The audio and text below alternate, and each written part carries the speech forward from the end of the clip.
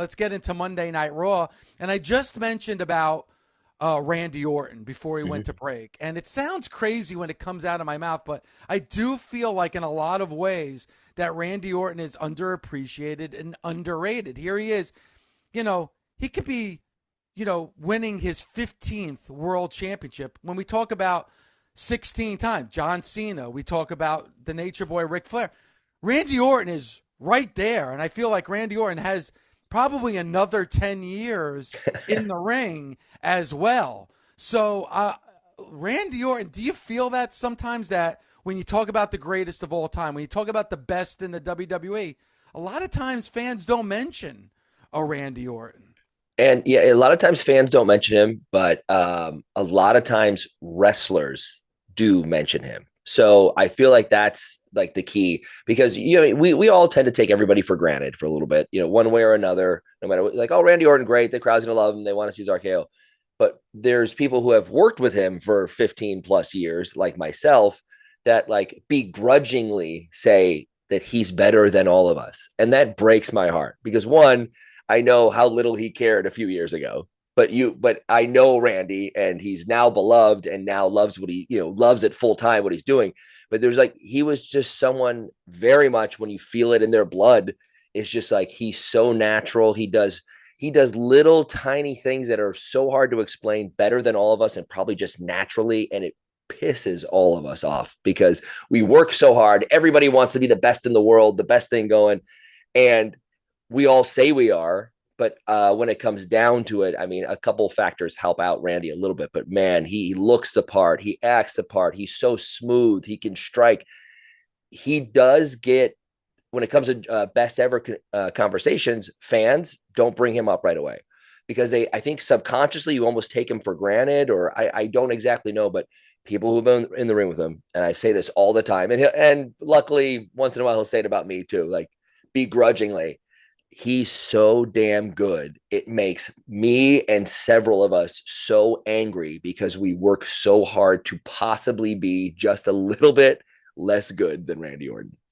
Yeah, and I mentioned this on the show a couple of weeks ago, and actually Derek Brooks, former linebacker with the Buccaneers, actually texted me because he had heard the comments. But Derek Brooks, one of the greatest linebackers of all time, top 100 greatest players of all time. But yet, when you talk about those greatest players, you don't mention a Derek Brooks. Why? Because Derek Brooks wasn't somebody who talked a lot of trash. He's not somebody that was on ESPN with those moments or anything like that. He just kind of did his job, and he did it quietly, so he kind of fell under the radar. But, man, when you watched him play, one of the best ever. I think with Randy Orton, it's the same thing. He seems so seamless when he's doing it, and so much effortless when he's doing it. And it seems like it comes so easy to him that I feel like a lot of times he falls under the radar. And you're right. You're absolutely right, Nick. When people talk about the greatest of all time, when people put out, and I love lists, the top 10, top 25 of all time, Randy Orton is usually not on that list. I feel like at some point a WWE homegrown superstar is going to be a 17-time champion and is going to break Ric Flair's record. Why? Because Ric Flair is really not a WWE. He's more NWA. He won those world championships with the NWA. When it's all said and done, I think that the WWE is going to want one of their homegrown superstars to hold that record. So everybody automatically thinks, will Triple H come out of retirement and have one more match? Or will, John Cena in this last run, is he going to win the championship and break Ric Flair's record? But you have Randy Orton right there, who's just behind those two. And he's probably got, like I said, another 10 years. But yet nobody brings up Randy Orton's name. It really is. I was trying to figure it out while I was listening to you. It must be like a subliminal thing, like we've both said, to where it's like, he's so good, he's so smooth, there's almost no like uphill battle or jeopardy for him when you know how slick he is in the ring. So you accidentally or subconsciously take it for granted. And I feel like that is the case a lot of times. But also, I think there was a long time ago, and he'll say this, like his promos weren't the greatest or the coolest or the funnest, and they shouldn't have been, because he was a snake, whatever this deal is. And I think for years, and I used to like bust his balls, and rightly so, a lot, which was fun because I just knew how good he was, and it was just like whatever, you're just doing whatever you're told. But now I feel like, especially last night with that hot ass crowd chanting for him, and it was like sometimes a legend gets that, and sometimes they don't get that from the crowd. And to see Randy get it yesterday, I was like, okay, maybe this is one of those things where like 10 years went by and all of a sudden the world started shifting on Miz being good at wrestling instead of just promos. And it was just like, and then slowly he earned this like this unseeable, ungrabbable badge of like, you know what? Miz is pretty good now, because we used to make fun of him, and then it just happened. And I think maybe this is that start of what you were saying, to where the crowd start accepting like the legends they already have with them that are working full time. And with modern medicine and Randy's paychecks, he could probably live to 240 years old probably and wrestle for 100 more years. But I really think that maybe last night was a catalyst, other than just a hot crowd, of like, hey, we love seeing this guy start and finish the show. He's worth it to be in the main event. It's very realistic that he could win. We all probably analyze it and pay attention, go, oh, WWE is not going to do a title switch at the moment. But because everything is there's no more hot potatoing for the most part. But going, we love this guy. We know what he's done. He has this baked in 20 years at the company. And you're like, this is the guy, and we're happy to see him. Maybe in the next year or two, he has to retire. You never know. Maybe he does 20 more years. So I think you might start to get that Miz shift of like, hey, we're kind of taking this guy for granted because he's always there and we love him. And he's going to hit an RKO. But now we're getting a little deeper into the woods with him. Can he take this guy out? And if he doesn't, which is great, we extend Gunther to not just always never losing, but he's now beating not just people on his level, he's beating some people that have the ingrained in several years ahead of him level. Yeah, listen, I feel like Gunther does a lot for the championship. Gunther did a lot for King of the Ring. Gunther did a lot for the Intercontinental Championship. But when you talk about credibility onto a title, think about what Randy Orton could do for that title if he's holding that championship as well. So I don't think it's a foregone conclusion that Gunther is going to win. I think there is a big chance that Randy Orton could. And I feel like, too, this is a different Randy Orton. Watching his, A&E documentary about how he really didn't appreciate what he had at the time. Like, he wasn't the type of champion like a John Cena that's going to be doing the talk show circuit. He's not going to be that fan-friendly type of champion. But I think kind of now he is. It almost feels like this is a brand new Randy Orton, almost like he's had a second life, and also having a second life as a fan favorite too. It feels like Randy Orton is rejuvenated. When you're a 14-time world champion, who's to say he's not going to become a 15, 16, 17-time world champion? Yeah, and like you said, one of the first things you said, as credible as the world title is, the thing that a bunch of us were questioning when it was debuted and it isn't hot potatoed, and it is being taken care of, and it is being seen as a big deal. It isn't the worst possible thing to have, like, hey, Randy Orton holds this up and it counts as one of his world titles. Yeah.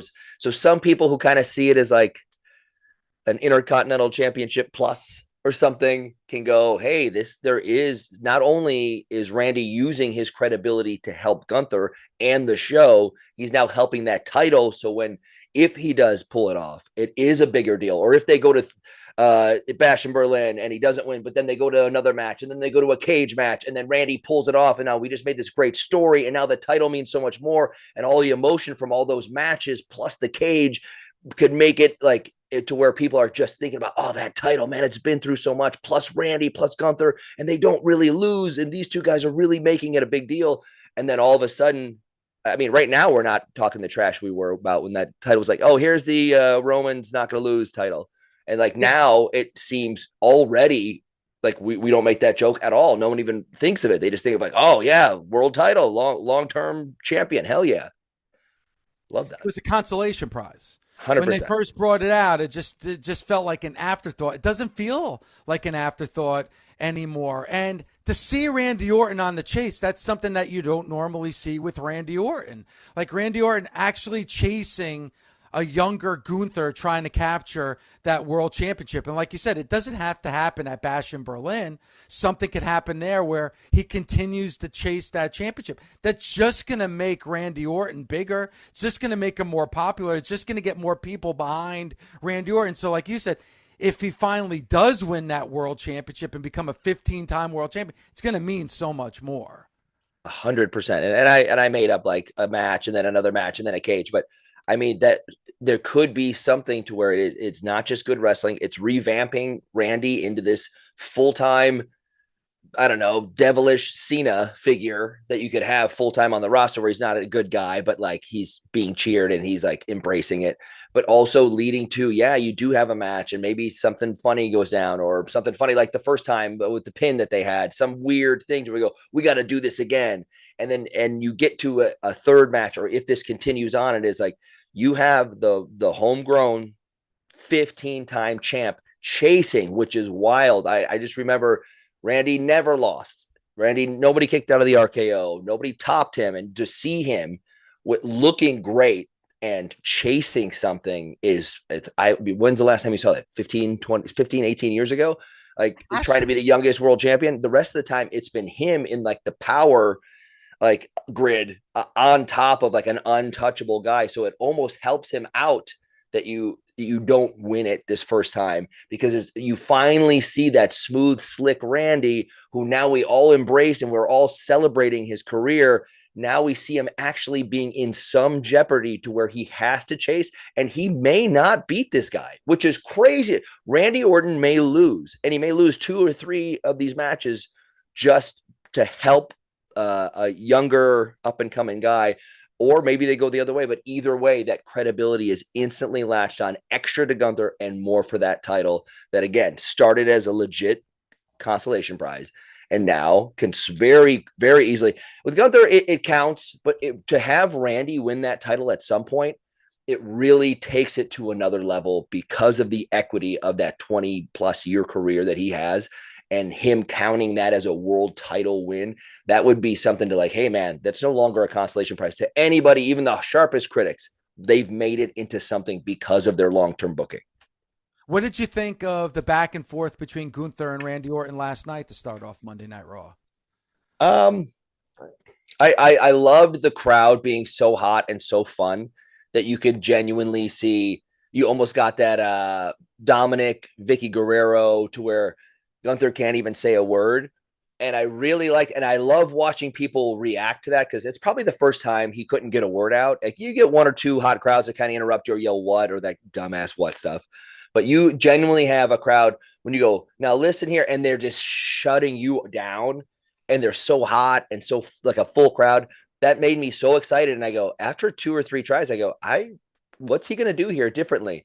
And what I saw him do is for a second, he came out of Gunther and walked towards the hard cam and gave his back to Randy, which I hated. I think for 1 second, he tried to talk to a couple different times and then finally said, I don't know, I think that was maybe like the redneck Florida line or whatever the hell it was, but he walked away and you could see Randy right behind him. And I go, this was not on purpose. This is not, but I would love to see him like fake an RKO for a second, because for a split second, you could see the ring general was off of his game just for a second to think of a comeback line.